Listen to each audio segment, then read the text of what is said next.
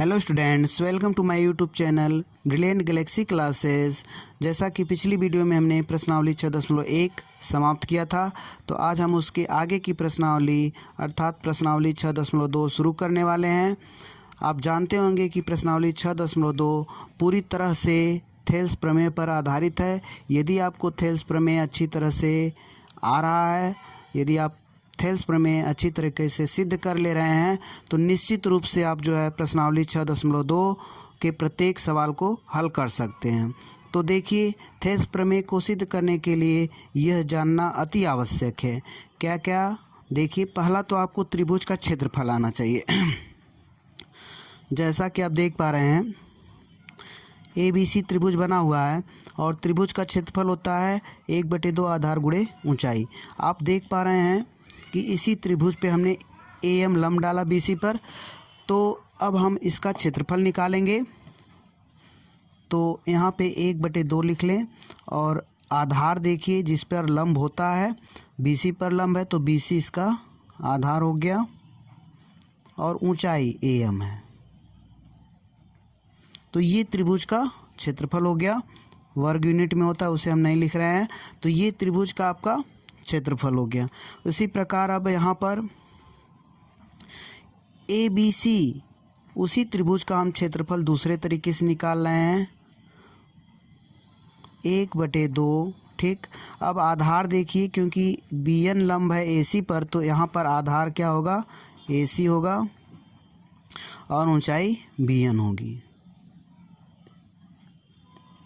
तो ये भी त्रिभुज ABC का ही क्षेत्रफल है। हम 3 तरीके से निकाल रहे हैं। त्रिभुज के क्षेत्रफल में कोई फ़र्क नहीं पड़ेगा, ये दोनों त्रिभुज का क्षेत्रफल समान होगा, दोनों का एरिया बराबर होगा। ऐसे आप समझ सकते हैं, यदि किसी खेत को या किसी क्षेत्र को आप किसी तरीके से कैलकुलेशन करिए, उसका एरिया निकालिए, उसका क्षेत्रफल निकालिए, तो उसके क्षेत्रफल में कोई बढ़ोतरी नहीं होगी या न वो घटेगा। तो आप जान सकते हैं उसका जो क्षेत्रफल है वही रहेगा। तो इस प्रकार देखिए, हमने 2 तरीके से त्रिभुज का क्षेत्रफल निकाला। इस प्रकार ये दोनों क्षेत्रफल क्या होंगे? आपस में बराबर होंगे। तो इसी त्रिभुज ABC का ही हम तीसरे तरीके से भी अगर हम क्षेत्रफल निकालें, तो 1/2। अब यहाँ पर आधार जो है AB लेंगे और ऊंचाई OC लेंगे, क्योंकि ये लंब है तो यहाँ पे OC लिख देते हैं। ठीक, तो इसी प्रकार त्रिभुज ABC का क्षेत्रफल हमने 3 तरीके से निकाला। तो ये तीनों क्षेत्रफल आपस में क्या होंगे? बराबर होंगे। तो आइए देखते हैं कुछ दूसरे प्रकार के त्रिभुज। यहाँ पे हमने PQR बना रखा है, तो यहाँ पे हमने PQR का भी 3 तरीके से क्षेत्रफल निकालेंगे। देखिए, अगर हम R से P, यहाँ पे Q कर लीजिए, तो इसमें हमने परिवर्तन कर दिया। PQR ये है और PQR वही त्रिभुज है। PQR सेम त्रिभुज हमने 3 बार लिखा है और इस त्रिभुज का क्षेत्रफल हम 3 तरीके से निकाल रहे हैं। देखिए, अगर यहाँ पर हमने PQ पर लंब डाला, तो RS लंब है PQ पर, तो इस त्रिभुज का क्षेत्रफल जब जानते हैं आप, लंब दिया गया तो त्रिभुज का क्षेत्रफल 1/2 आधार गुणे ऊंचाई होता, तो 1/2 होगा और आधार आपका PQ हो जाएगा और इसकी ऊंचाई जो है RS।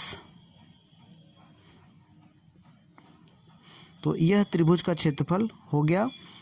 अब देखिए, अगर हम इसी त्रिभुज का PQR का ही क्षेत्रफल हम निकाल रहे हैं, क्योंकि इसी त्रिभुज को हमने 3 जगह लिख रखा है, तो अब इसी त्रिभुज का हम क्षेत्रफल यहाँ पर निकाल रहे हैं। तो यहाँ पर आप देख रहे हैं कि PQR दिया गया है, यहाँ पे लंब नहीं है, तो अगर आप यहाँ पे इस भुजा को एक्सटेंड कर दें या बढ़ा दें और यहाँ से आपने क्या किया? लंब डाल दिया। ठीक, तो अब इस त्रिभुज का क्षेत्रफल आपको निकालना है, तो लिखेंगे 1/2। अब आधार, यही आपको सोचना है कि आधार अब हम PR लेंगे। आधार क्या लेंगे? PR लेंगे, जिस पर लंब हो। लेकिन यहाँ पे आप मान लीजिए कि हमने T डाल दिया, QT लंब डाला, PR भुजा को हमने बढ़ा के PT लंब डाला।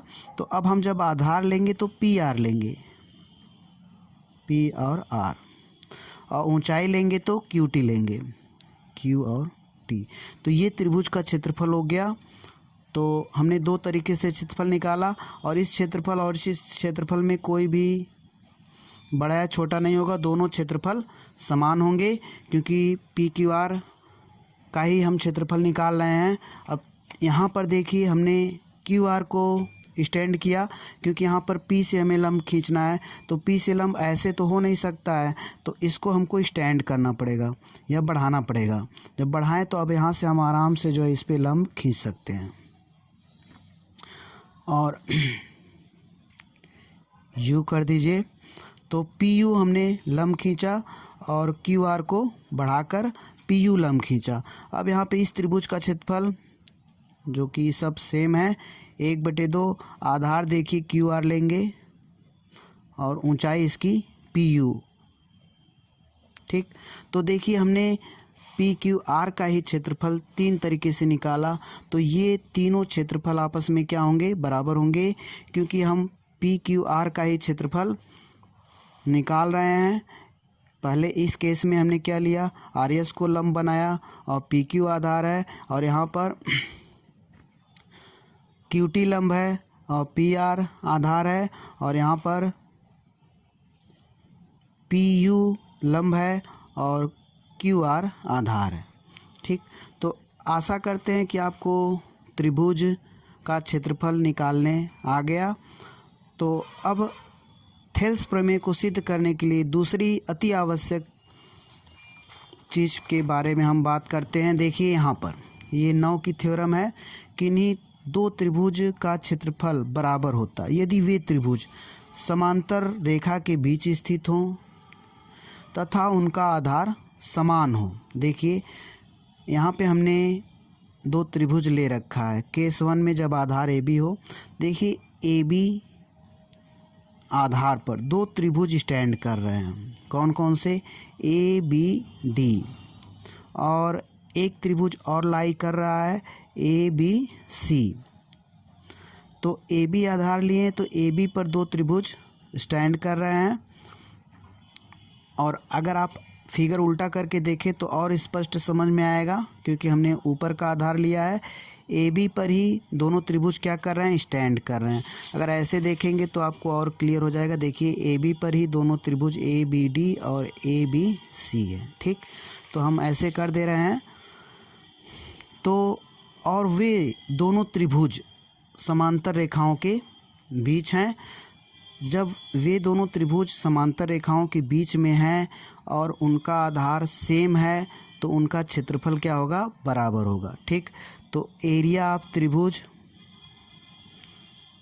ए बी डी बराबर एरिया ऑफ त्रिभुज ए बी सी। ठीक, तो ए बी डी का क्षेत्रफल ए बी सी के बराबर होगा। तो ए बी डी का क्षेत्रफल अगर हम निकालना चाहें तो कैसे निकाल सकते हैं। देखिए ए बी डी है तो आपको यहाँ पे एक लाइन स्टैंड करनी पड़ेगी। यहाँ पे हमने लाइन स्टैंड कर दिया, सपोज यहाँ से कर लीजिए। ठीक, किसी तरीके से कोई भी लाइन उस त्रिभुज के हम स्टैंड कर देते हैं। यहाँ से हम लाइन स्टैंड कर दे रहे हैं, देखिए। ठीक, अब यहाँ पे हम लंब डाल दे रहे हैं।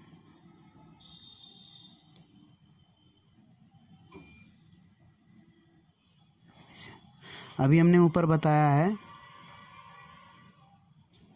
यहाँ से हमने लंब डाल दिया।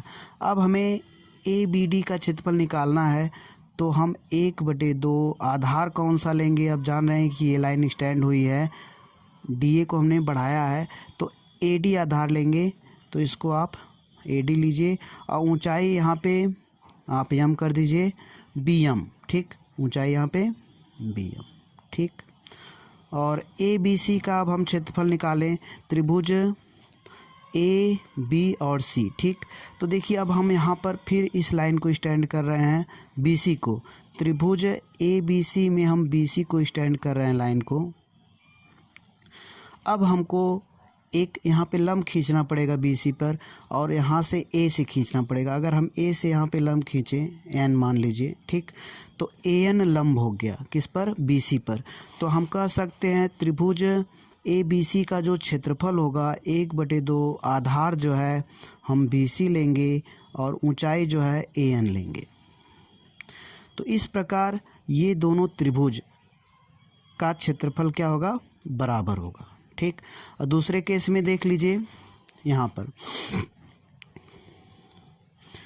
पे हम अगर देख लें आधार सी डी, यहाँ पे आधार हमने क्या लिया, सी डी लिया, तब कौन कौन त्रिभुज का क्षेत्रफल बराबर होगा, A C D, area of त्रिभुज A C D equal to area of त्रिभुज बी सी डी। इन दोनों त्रिभुज का क्षेत्रफल क्या होगा, बराबर होगा, क्योंकि ये सी डी पर ही स्थित हैं और ए बी और सी डी समांतर लाइन के बीच स्थित हैं।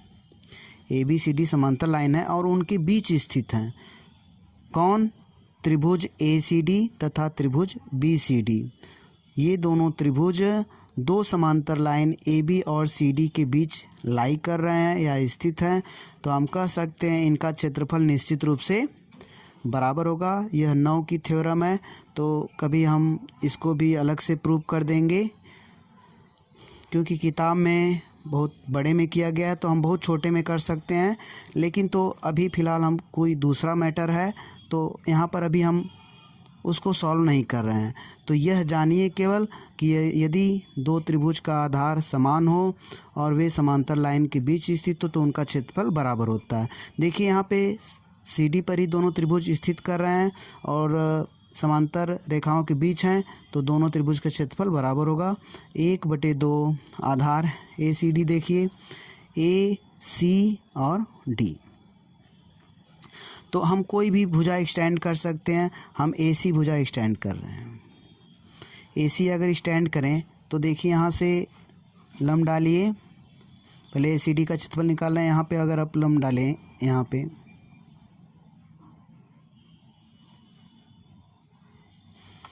मान लीजिए डी एम कर दें, लंब क्या है डी एम, तो 1/2 आधार आप क्या लेंगे, ए सी लेंगे और ऊंचाई जो है डी एम लेंगे। ठीक, अब यहाँ पे त्रिभुज बी सी डी का क्षेत्रफल निकालिए। बी सी डी में भी हम इसको स्टैंड कर देते हैं। अगर हमको बी सी डी का क्षेत्रफल निकालना है त्रिभुज बी सी डी का, तो हम यहाँ पे बी डी रेखा को एक्सटेंड किए, बढ़ाएं और यहाँ से हम एक लंब खींच दें बी डी पर एन, तो सी एन लंब है। ठीक, और बी डी आधार लेंगे तो 1/2 आधार क्या होगा, बी डी होगा और ऊंचाई जो हो जाएगा सी एन हो जाएगा। तो देखिए,